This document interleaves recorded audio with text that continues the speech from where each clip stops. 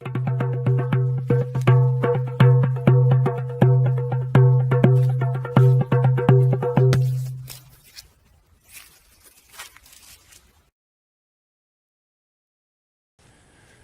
all right, welcome back to Mudwalkers, everybody. My name is Chris.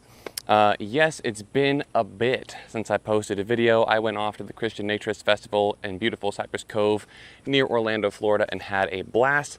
But the week was even busier than I expected, so regular YouTube content did not go up on schedule. However, here we are today with this video, so hopefully you're only seeing this a week late. Yes, also I'm wearing a hat. Because when I don't, my sweaty hair goes in my face, specifically into my eyes, and I can't deal with that during a video, so here we are. Now, today's topic.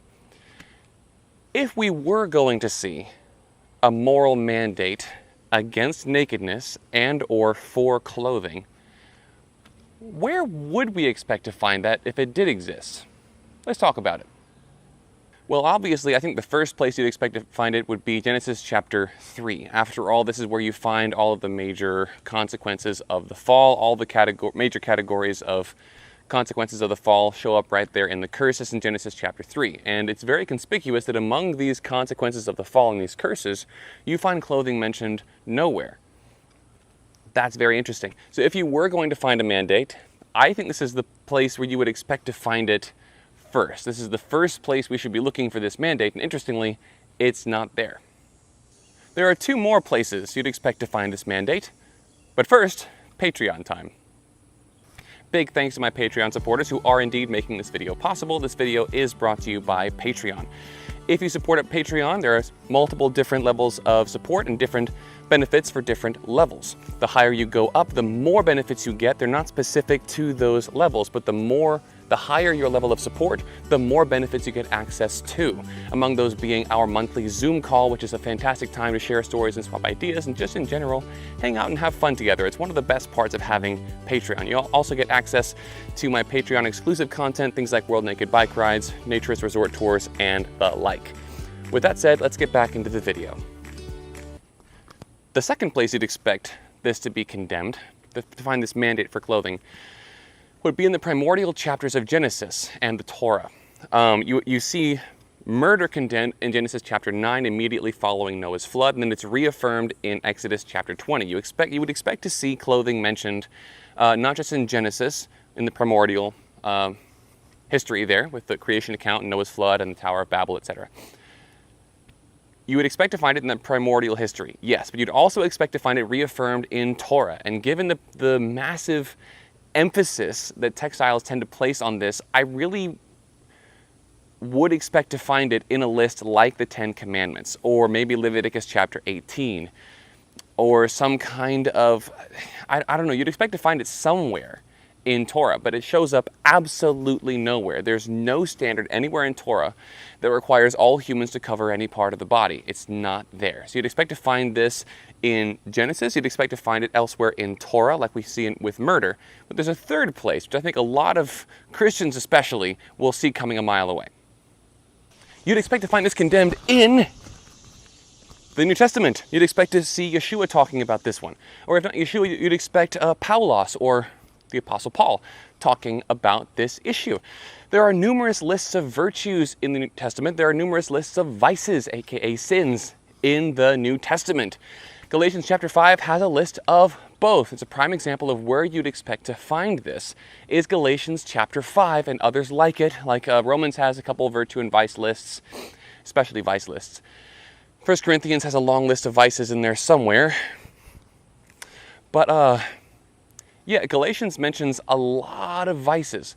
And despite the fact that there are multiple vice lists, you don't find nudity listed anywhere. You don't find skin exposure, body exposure listed anywhere among the vices, anywhere in the New Testament. That's very striking. But then also you have virtue lists in the New Testament. And skin coverage shows up, body coverage shows up nowhere in any of the virtue lists in the New Testament. This is very, very striking. But if that rule did exist, this is where you would expect to find it in the New Testament, would be in virtue or vice lists. if this rule showed up one time in the Old Testament and one time in the New Testament. Like this one, for example, murder. You can see it shows up in the Old and New Testaments. No one that I know of in Christendom, in history, has argued that you should just be able to walk up to a random person and just stab him to death on the sidewalk because you feel like it. That would be murder. Everyone agrees that's wrong. Why? Because it's condemned in the Old Testament, reaffirmed in the New Testament. So there's no debate.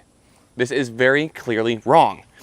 So all we would need to see for this clothing nudity divide here is for the rule to show up in the Old Testament, particularly in the primordial history and Torah, or Torah.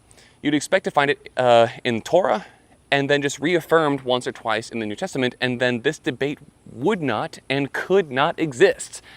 Everyone would just have to agree that nakedness is wrong and modesty is right. Well, modesty on the modern definition at least, the skin coverage, virtue thing.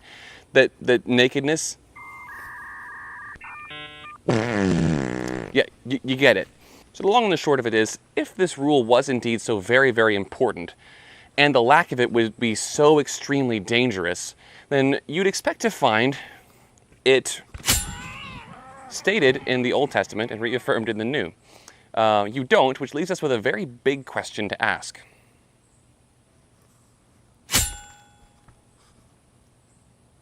Assuming nudity is as harmful as textiles say, and assuming it's as evil as textiles say, and since public nudity was ubiquitous across the ancient Near East, all around Israel, and indeed, historically, even inside of Israel, why would God never, ever warn his people in his inspired scriptures about this issue?